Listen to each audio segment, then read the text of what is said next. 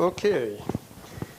Okay, I'm skipping the most interesting part of the work, of course, how to do with the peer type requirement, but really this is getting more and more into, bloody details. So let me, since we don't have much time, let me just talk a little bit about extensions to the basic protocol. Even if you can still think about doing that we are talking about single client. And so these things that we can do, first of all, we can read, maybe, yes. We can support dynamic databases, meaning adding, deleting, updating records. And we can do more complex query types that I will mention now. Let me say about dynamic data updates. Basically,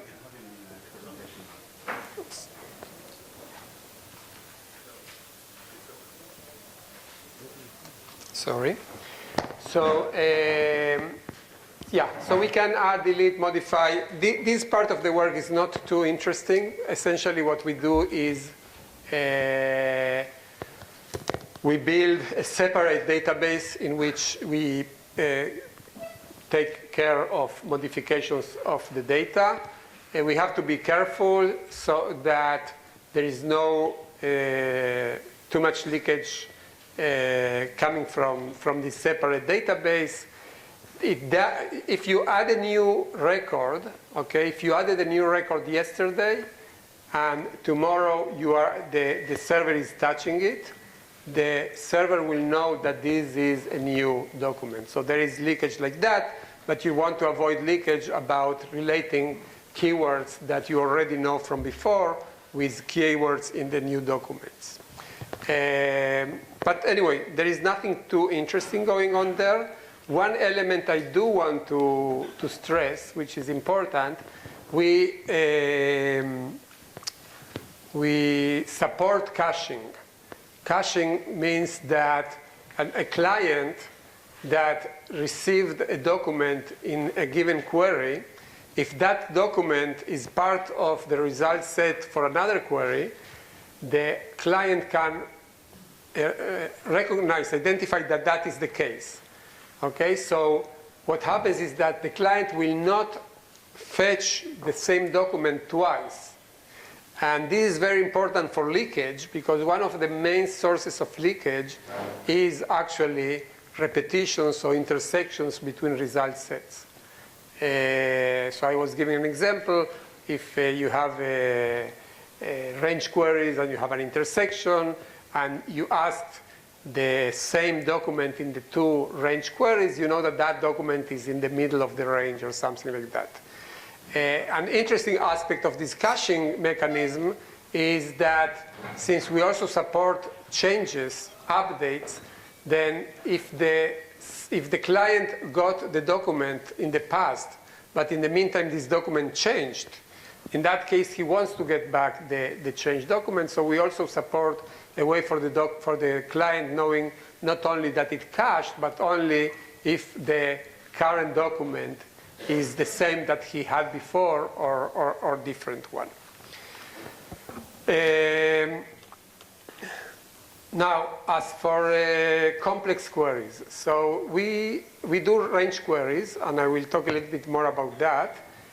We do substrings and wildcard queries.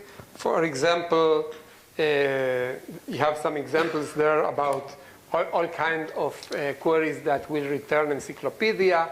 The underscores are single character. Any single character.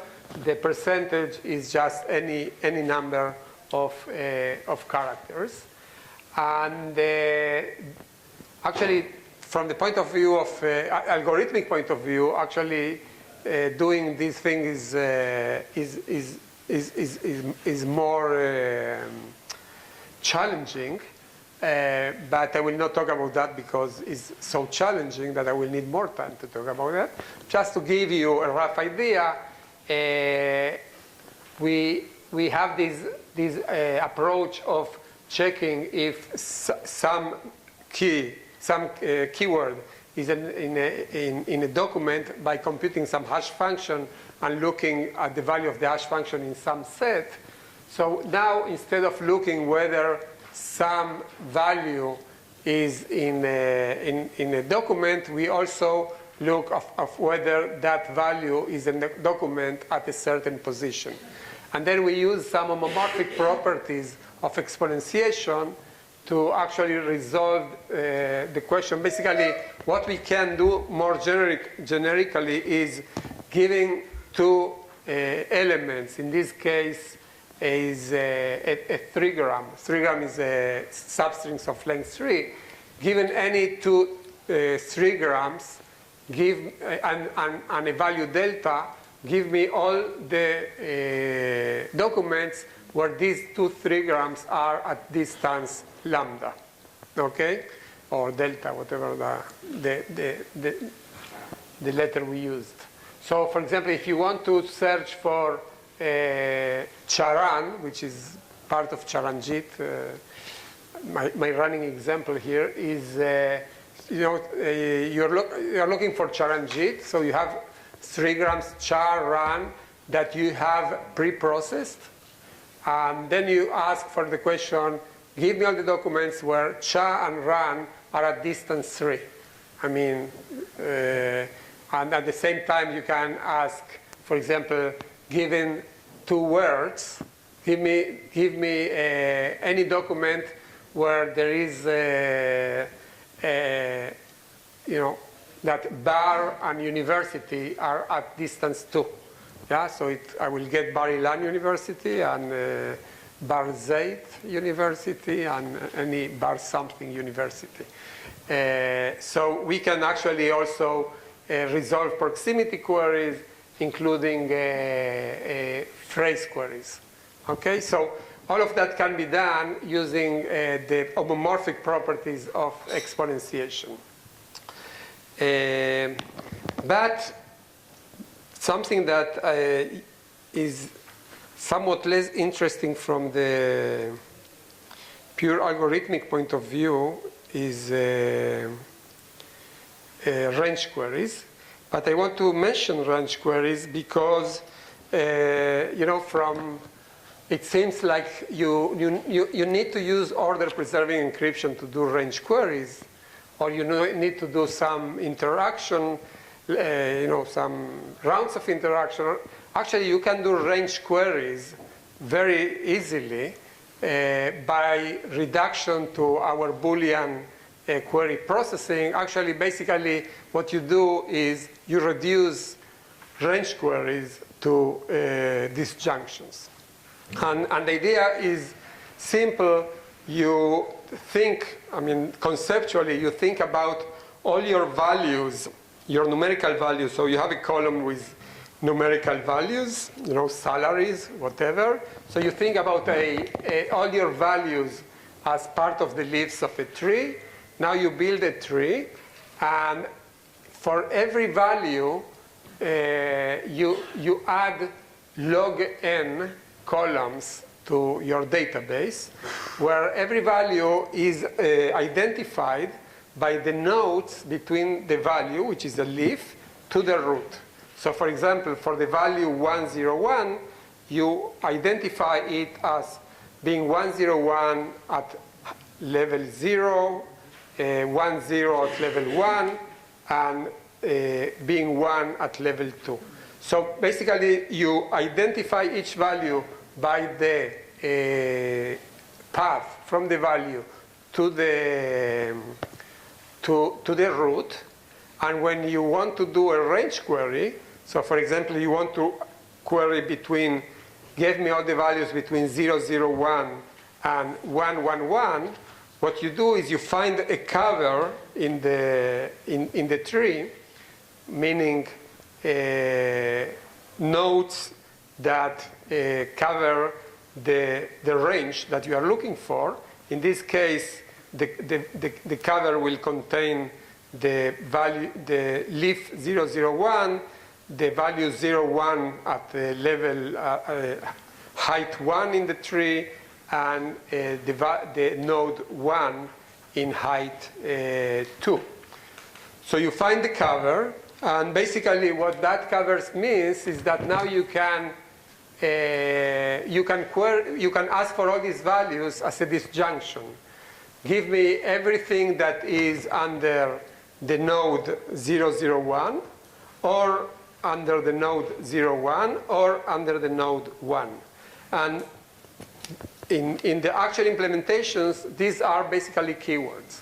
The names of nodes in the tree become keywords, okay?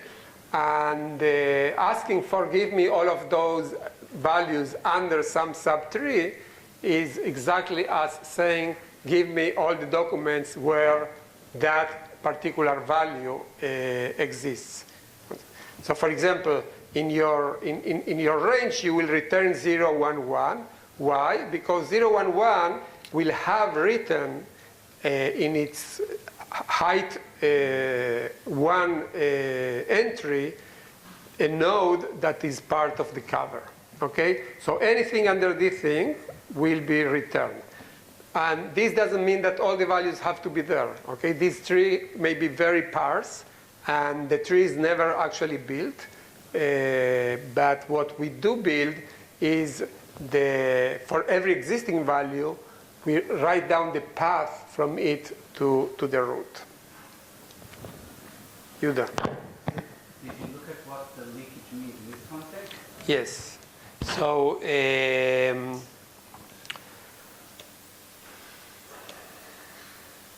privacy concern. Okay, so what does the server see in this case? Let's say if it's something like give me all the Lindels with salary between such and such in a composed query like that, actually there will be less leakage. But let's say that the query is give me all salaries between A and B. Now, and we assume that the server knows that this is a range query, so the server will know how many disjuncts you have in your query. Okay? Depending on the statistics on these numerical values, it may also know how many elements or some idea of how many elements are returned by each one of these disjuncts. And by that information, actually, depending on side information on the data, you can get some leakage. So this is still not the leakage of the level of order preserving encryption, but is leakage. What is the solution to one solution to that problem? What you do is instead of doing a cover, like a minimum cover, or what you do is a 3-node cover. You can prove that any range can be covered by 3 nodes with a increase. I mean, you know, if you want to return some given range, then that range may need more than 3 nodes to be covered. But you can show that if you are willing to return up to 40% more elements in the range than what you requested, then you can always answer with 3 nodes. So, and then at least if you do that, the leakage coming from the number of nodes in the cover disappears. Okay, so that's one way of reducing the leakage. But there is no order preserving. When the server looks at the data, there is nothing that shows any, I mean, no leakage from that. There is leakage from the moment that things are queried. With the 3-node trick, actually we get better leakage, less bad leakage. Okay, so I think that I'll let now Ben will describe the ideas in their solution. Really, you'll see it's a completely different solution. I really like it. their solution. It shows that the problem can be solved in many different ways. There are many trade-offs between what they do and what we do at the level of performance, at the level of leakage, functionality. So each one has its pros and cons, but it's definitely interesting to see both solutions.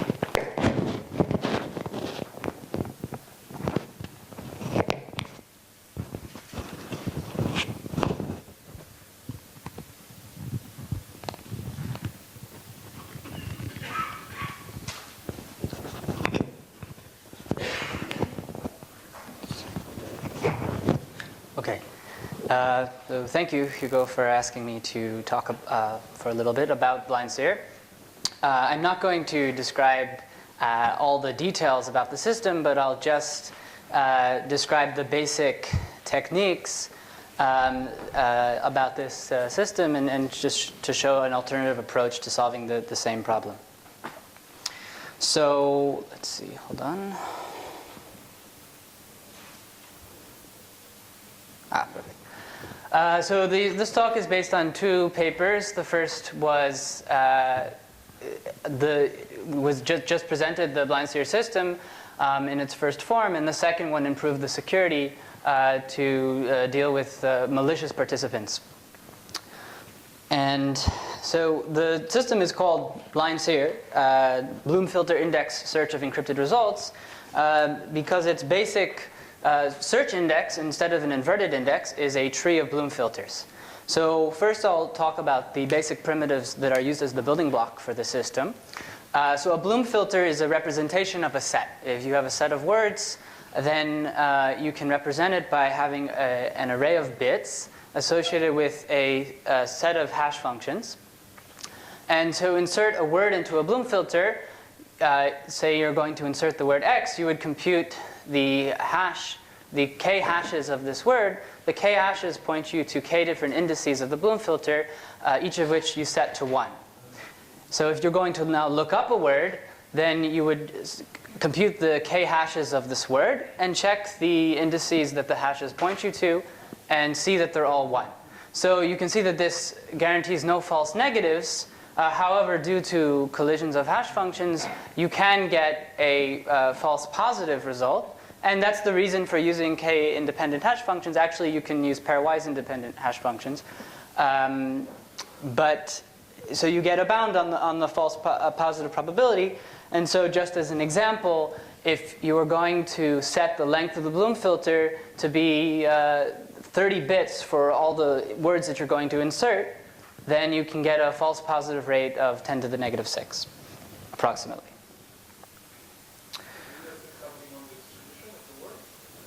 Sorry? No, so the hash functions are supposed to give you, a random permutations, right? So it doesn't matter what the distribution of the words are.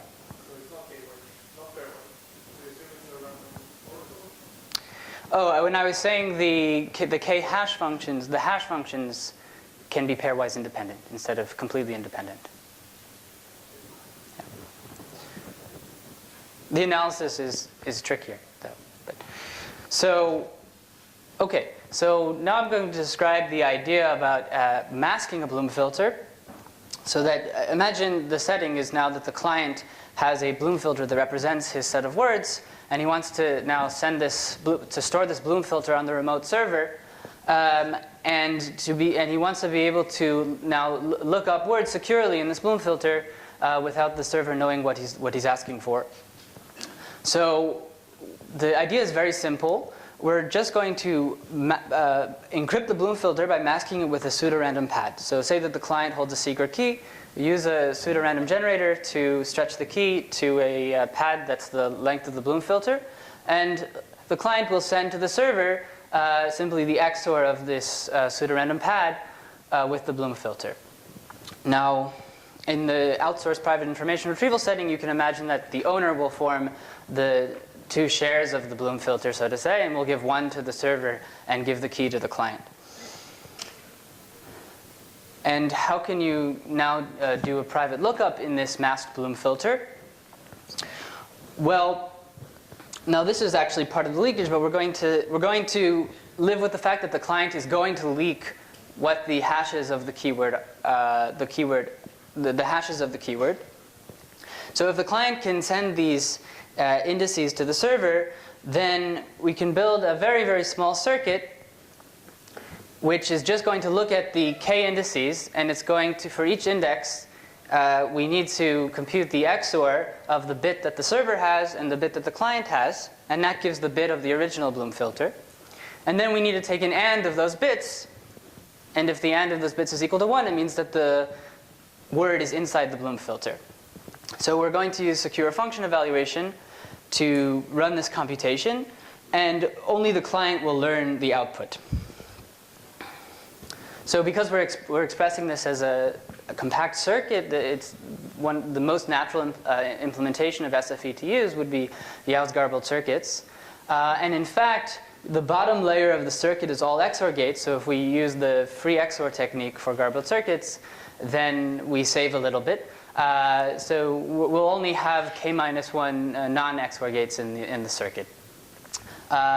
Now I'm not going to go into the details of Yau garbled circuits, but the basic outline of the protocol will be that the client will garble the circuit, which amounts to choosing keys for every pair of inputs to the wires, and it will choose key pairs for all wires in the circuit, replaces gates of the circuit with ciphertext, and when the server is evaluating, once the server obtains the keys to evaluate the circuit, we'll be able to decrypt ciphertext from the gates and eventually obtain an output. And the output will be just a key, so it will represent one of the outputs, but the server won't understand which output it corresponds to, and it will send this back to the client. Now, garbled circuit protocols are actually extremely fast for small circuits. I have here on the slide that it takes only several microseconds per gate, but actually that's an overestimate. We know that we can do millions of gates per second, although most of the state-of-the-art implementations and experiments are on larger circuits. So if you're not fully utilizing the network, I don't know what it would exactly be for a very small circuit, but imagine that it's extremely fast. So we can now extend this protocol to handle arbitrary Boolean formulas of queries on the Bloom filter. We would just take the formula of keywords, and for each keyword term, we would expand it into the circuit that we had on the previous slide for looking up an individual keyword in a Bloom filter. So the only thing that we need to do is translate the query into a formula of exact keyword searches. So in particular, if we have a range term inside the query, we would need to translate the range query into a set of basically a formula of exact keyword searches. And we can actually do that in a very similar method to the way that Hugo described. A range term will translate into a disjunction of about log n keywords, where n is the maximum size of the range that you're searching over. And then this entire circuit is evaluated with Yau's garbled circuit protocol, as I described on the previous slide. So what is leaked so far?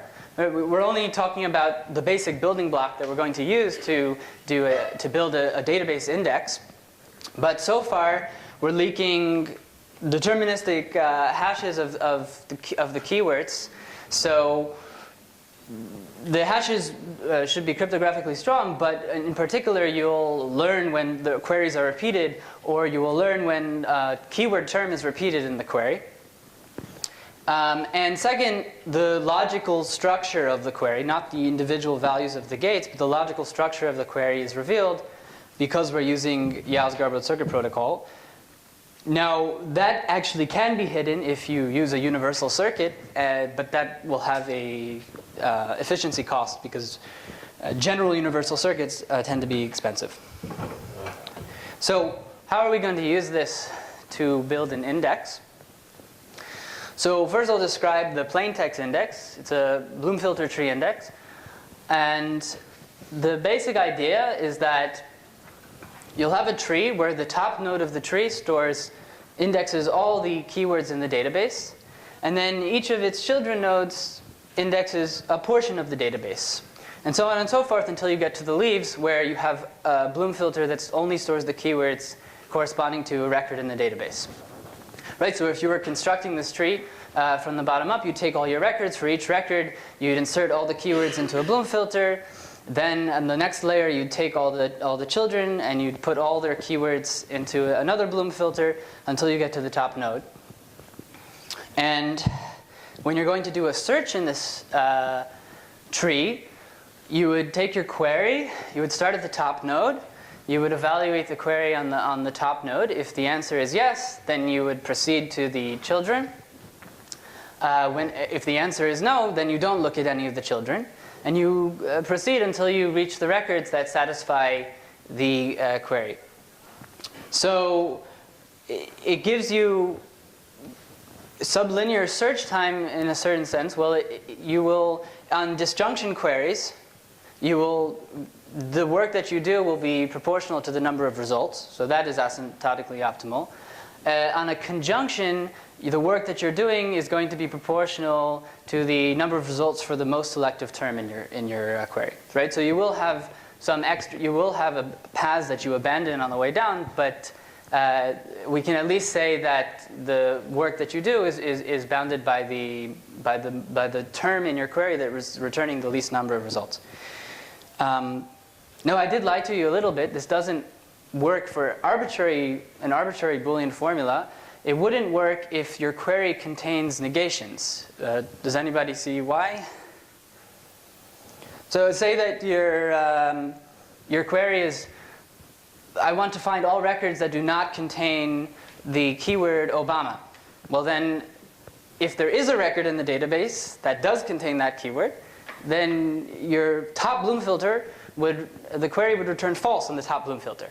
And you wouldn't be returning any of the records that actually do not contain the word Obama, just because there exists a record in the database that does have that keyword.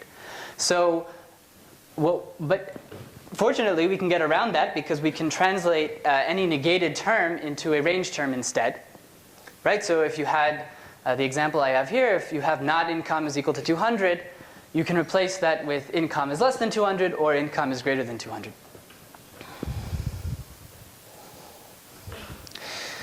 So now we simply insert the, yes? I have a question about the model. Yes. So you said that the client and the server need to run two functional relations. Yes. So do you want to protect the data when the server calls, or is it kind of, because the client, it's kind of client state data? Yeah, well, it depends on the setting. So if you're in the setting where you just have a client who's sending the data to the server, then you always want to protect the data from the server. Do you want to protect the data from the client is the question, right? Yes. So in the outsourced private information retrieval setting, you do want to protect the data from the client.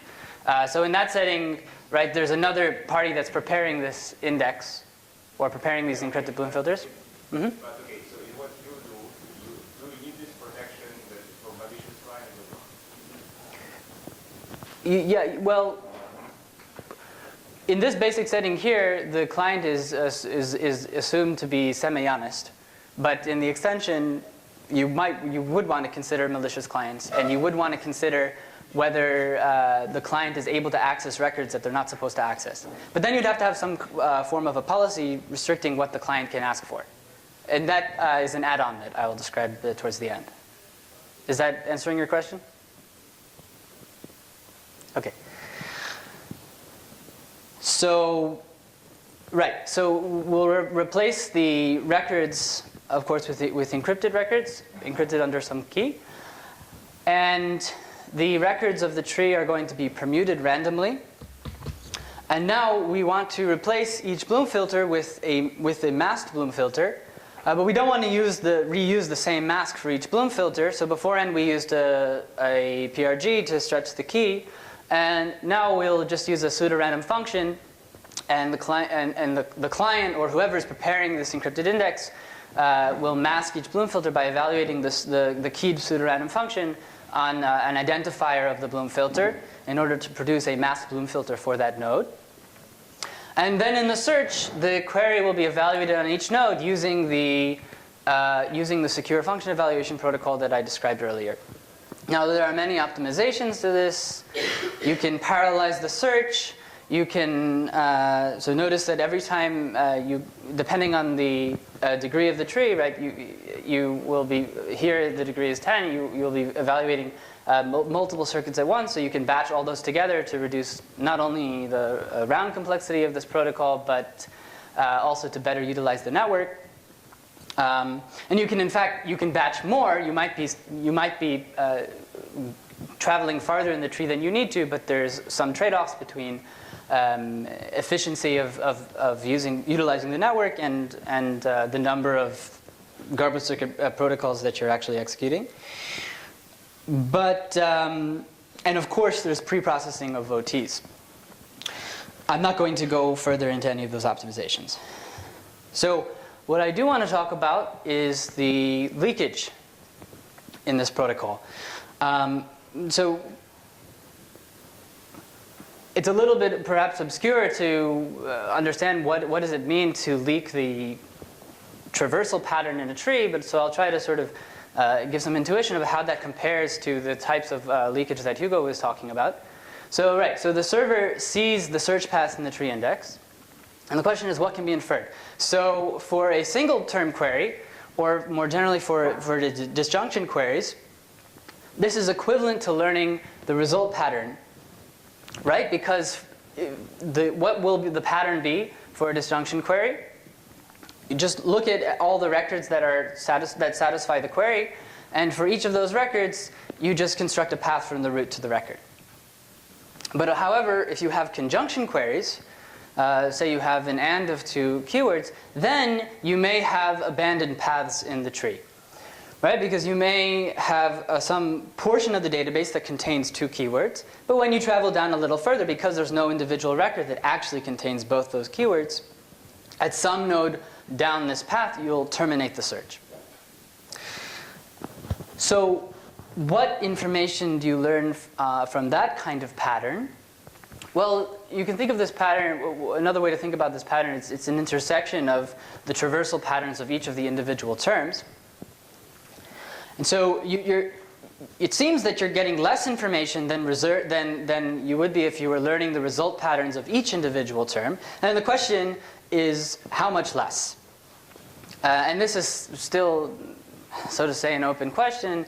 It's hard to exactly understand how much information you're getting. You are getting some kind of information about the frequency of the least frequent term in the query, right? Because if the least frequent term, it has a very low frequency, say the least frequent term has only a single record corresponding to it, then you'll only have one path in the tree. But if you have very few records being returned, but a term like gender equals male that has many records corresponding to it, then you'll have a huge pattern in the tree that's returning only a few records, and you'll have lots of abandoned paths in the middle of the tree. So, but it's a very nice question to try to understand more concretely exactly where in this spectrum the information you are learning lies. Somewhere between learning the result patterns of every individual term and just the result pattern of your conjunction. Now, of course, you also may reveal something about the query structure. You will know, for instance, if it's a disjunction or a conjunction. If you have abandoned paths in the middle of the tree, then you know it's not a disjunction. It must have some kind of AND gate. Now, also, so we can prove security up to the specified leakage that I described, but only for a server that is semi-honest. So an example attack would be for the server to mess with the mask bits that it's inputting into the garbled circuit protocol. So if it flips some of the bits that it's inserting, then it will likely make that term return false. And so it can try to maybe isolate a portion of the query that it wants to evaluate on the database, and then it might be able to learn traversal patterns that only correspond to partial clauses or keywords within the query. And that's just one example of an attack the server can do. So in the outsourced private information retrieval setting, there will be sort of the server, which we think of as the data owner. That was Debbie in Hugo's talk. And the server will be preparing the encrypted index, which will be held by the index server. And the client will then interact with the index server in order to, in the way that we described. Now, we'll also have another entity that will be enforcing a policy. And so just a quick word about this policy. How are we going to incorporate the policy? Well, the policy can also be evaluated as a garbled circuit protocol. And, but here the query will essentially be an input to the policy circuit. And the client will just execute both of these. Now, since we trust the client is semi-honest, everything is fine. But there's an extension that we give to malicious clients. And essentially the idea is that Yao's garbled circuit protocol is actually secure against a malicious evaluator. So we need to make the client the evaluator in both the policy and query protocols, and synchronize the keys that are used for these two different protocols so that the client can't submit an arbitrary query to the policy that doesn't correspond to his query on the database. So there are interesting details in this I don't have time to go into. And of course, this actually opens up more opportunities for the server to attack, since the server then ends up generating the circuits. But anyways, thank you. I think I'm out of time, right? Hugo?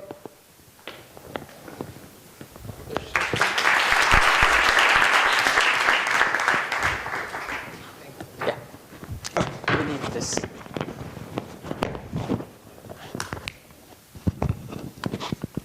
Thank you, Ben.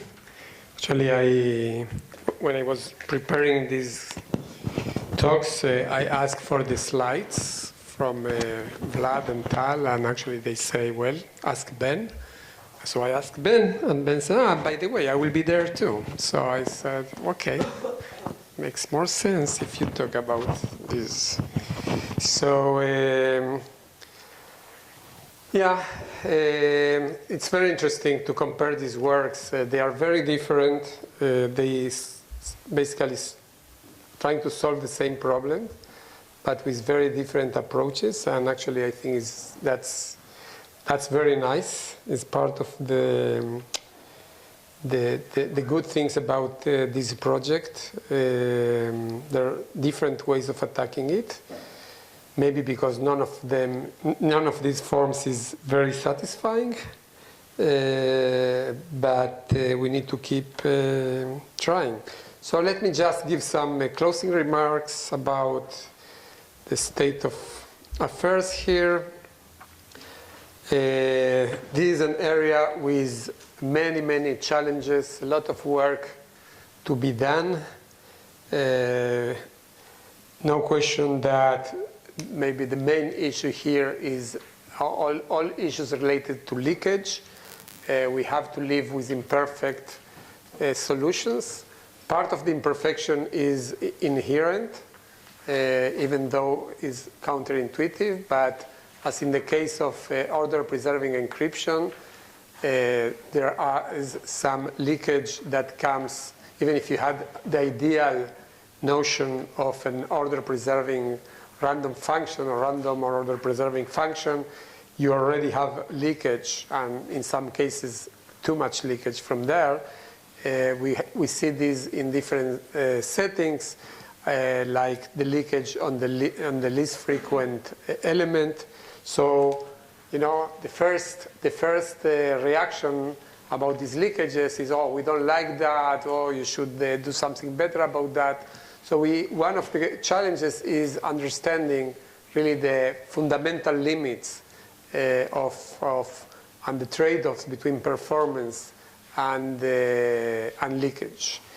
This is an area where if we want to really make practical progress, then we have to work the way that we have been working in these projects, very close interaction between the cryptographers and the engineers.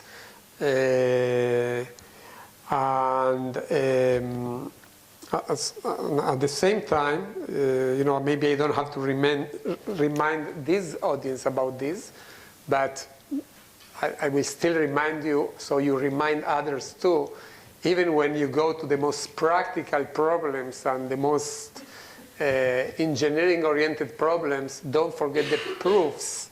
Crypto without proofs have no value. Sometimes proofs are definitely insufficient. We have issues of leakages, but without some basis to argue about the security of the systems, then we are left with nothing really. Research questions. So one important question is we cannot just use MPC, multi-party computation, to solve the problem from beginning to end. We cannot use homomorphic encryption to do the whole thing. We cannot do ORAM. But we should be able to put together these different pieces in a way that, getting the best of each of them. I don't think that we have done much of that. We have been looking, the work that Ben was showing definitely is a very nice integration with MPC and YAO circuits, but they don't do any homomorphic stuff. We do homomorphic, but we don't do MPC. I think there is a lot of room for improving on these solutions and new solutions by combining these schemes better.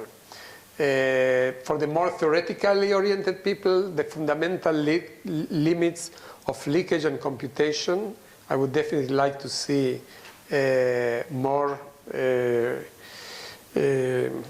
that we get more understanding from on these elements.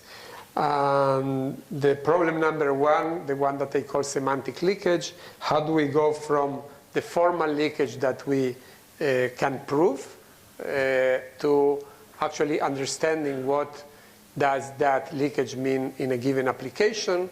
Of course, this problem is of very application-dependent nature. For every leakage, I can show you an application where the leakage is horrible, and another application where that leakage is completely unimportant. But we don't have the tools to reason about these things. And Yuda before mentioned differential privacy. So I think that differential privacy deals with a different problem, but I think we should learn, or at least hope that what differential privacy, the theory is doing is actually being able to get a bunch of many related but different problems and have a uniform way of thinking about them and analyzing them. And we would need something like this in order to help us understand the issues of leakage. On one hand, to understand what the leakage means in some semantic sense, but the other thing is about what can we do about masking information so that the leakage is less useful. And we know that we can do things. Of course, we can always pad to the worst case and do a lot of dummy stuff. But of course, at the same time, we want to be practical. So we definitely were completely in darkness in this area. And I hope that things will improve. In the meantime, I hope that there will be more attacks being published. So far, the attacks are very basic, very trivial, at least technically trivial. We need to get more of these. Conferences these days love this kind of papers, so it's easy to publish them. And one more element that I am interested in is, any solution to encrypted search will also be a solution to plaintext search, of course. Now, the question is, how do you characterize from all the possible solutions to plaintext search, which of these algorithms or data structures is most appropriate to do encrypted search? So, for example, notions of black boxness and properties like that of data structures would be nice to have a theory that characterizes those algorithms or data structures that are more conductive to these kind of things. And one thing that I didn't mention but is very important, in our solution, even though we have a lot of functionality, we support a lot of functionality, or many queries and important queries, there is several things that we don't do, and maybe the most important one, at least when you apply the things to relational databases, is we don't do joins. And the join operation is a main operation in relational databases, and not having that is definitely a very limiting factor for these, for the applicability of this technology to these databases. It can be done with deterministic encryption. Everything can be done with deterministic encryption. We don't want to do that, and it's a very interesting question. We have some ideas, some directions, but nothing that I would call a solution at this point. Okay, so I have this advertisement from some other talk. Join the multi-party. Exciting large space to explore with many research opportunities. I think this audience know about that. We are definitely living in a very interesting time where all the things that we're threatening the world in our papers about terrible attackers and everything outsourced and bad servers and all of that now is actually becoming real life newspaper news, and we haven't seen really very sophisticated crypto deployed in the real world, and I hope that this generation will see more of that than what my generation was hoping, but never really got realized. Okay, so that's it. I think we have done significant progress relative to the work that was done before on single keyword, single client SSE, but a lot of things to be done, and that's it. Good luck with your research.